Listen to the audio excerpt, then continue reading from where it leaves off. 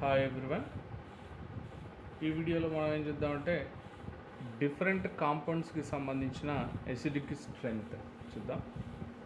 మేజర్గా ఆర్గానిక్ కాంపౌండ్స్లో ఎవరికి ఎక్కువ ఉంటుంది ఎసిడిక్ నేచర్, ఎవరికి తక్కువ ఉంటుంది అని చూస్తే alkanes less than alkenes and less than ammonia, less than alkynes, less than alcohols, less than water, less than methyl alcohol, and less than phenols and carbonic acid and carboxylic acid and sulfonic acid.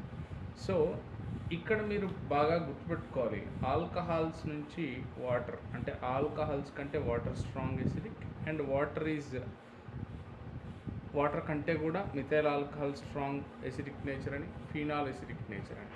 So ఈ region బాగా గుర్తుపెట్టుకోగలిగితే మనకి ఎక్కడైనా objectives వచ్చినప్పుడు comparative స్టడీస్లో help అవుతుంది. ఓకేనా?